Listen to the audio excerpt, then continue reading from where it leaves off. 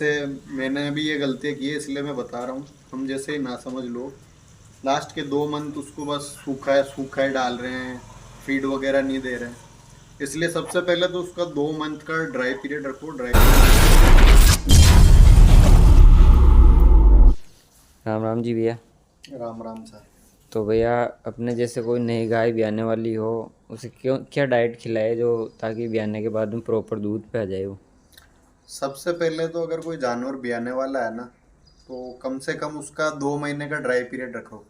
यानी जैसे पिछले लैक्टेशन में वो दूध दे रही है, तो उसको प्रेग्नेंट हुए अगर 7 मंथ हो गए, तो 2 मंथ उसको बिल्कुल ड्राई पीरियड में छोड़ दो।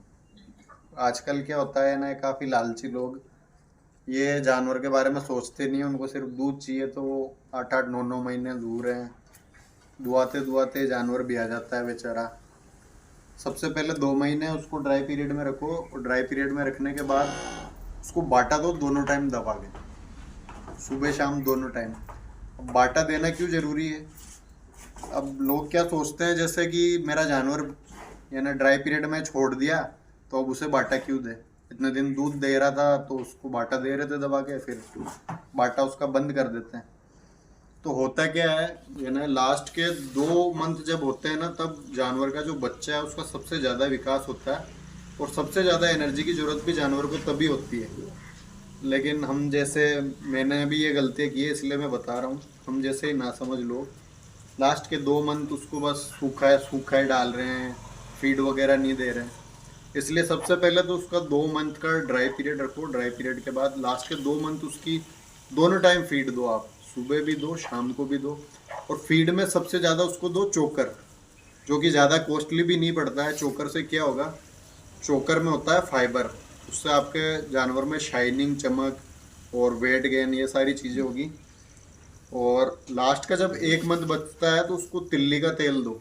डेली आपको देना है 50 ml। 50 ml से ज़्यादा तेल नहीं देना चाहिए जानवरों को, क्योंकि 50 ml से ज़्यादा तेल डाइजेस्ट भी नहीं होता है जानवर को, वो ऐसे ही वापस गोबर में निकाल देगा। तो लास्ट के 2 मंथ उनको प्रॉपर आप दलिया दीजिए दोनों टाइम, और तिल्ली का तेल दीजिए। और एक अपना मिल्को एच नाम से एक लिक्विड फॉर्म में फीड आता है, जिससे उसकी अडर क्वालिटी और उसकी बॉडी में मिनरल डिफिशियंसी, ये इन सब चीज़ों की पूर्ति होती है। कैल्शियम, फास्फोरस, इन सब की पूर्ति होती है। एक मिल्को एच के अलावा एक पाउडर आता है पार्चर नाम से, वो भी आप उनको कम से कम, यानी एक डिब्बा आता है 500 से 600 रुपये का, उसमें आती है 20 पाउच। 2 डब्बे आप पार्चर के दे दीजिए, एक मिल्को एच का दे दीजिए। और जैसे बियाने वाला है अपना जानवर, तो अपन को पता चल ही जाता है कि अपना जानवर 2 4 दिन में बियाने वाला है। तो 3 कैलब जेल लेके आइए आप। 3 कैलब जेल में से 2 कैलब जेल ब्याने से पहले दे दीजिए, और एक जानवर को ब्याने के बाद दे दीजिए, ताकि जो जानवर कई बार क्या होता है, मिल्क फीवर में आ जाता है, मस्टाइटिस हो गया, यानी काफ़ी प्रॉब्लम्स जो होता है ना, उनका खतरा आधा हो जाता है कैलब जेल देने से। जानवर में प्रॉपर एनर्जी भी रहती है, और ब्याने के बाद जैसे जानवर ब्याता है, तो अगर जानवर प्रॉपर एनर्जी फुल रहेगा, तो आपको भरपूर दूध देगा। मेरा फॉर्मूला तो यही है, मैं तो इसी तरीके से सेवा करता हूँ जानवर की। ज़्यादा से ज़्यादा यही कोशिश करता हूँ जानवर को नेचुरली दूँ, और वही मैं करता हूँ। लास्ट के 2 मंथ में दबा के जानवर को दलिया देता हूँ। और ये कुछ है मिनरल्स डिफिशियंसी, इनकी पूर्ति करने के लिए कुछ एक चीज़ें मैं इनको देता हूँ। और ब्याने के बाद 1 मंथ इनका कैल्शियम आता है लिक्विड फॉर्म में, वो मैं रेगुलर चालू रखता हूँ।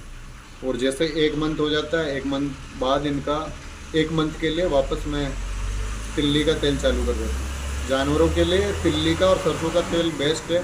जो ब्याने वाला है उसके लिए तिल्ली का तेल, और आप ऐसे देना चाहते हो तो सरसों का तेल ही दीजिए, क्योंकि सरसों के तेल में है ना जो तासीर होती है वो ठंडी होती है, और तिल्ली के तेल की तासीर गर्म होती है।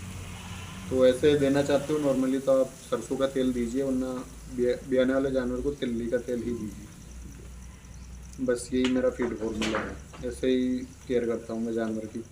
और प्रॉपर दूध पर भी आता है मेरा जानवर, पीक पर आता है। यानी जो इस लैक्टेशन में इतना दिया है, वो अगले लैक्टेशन में मुझे बढ़कर ही देता है। ऐसा नहीं होता है कि उसी दूध पर है या फिर पीछे रह गया, कम दूध हो रहा है, ऐसा नहीं है जी।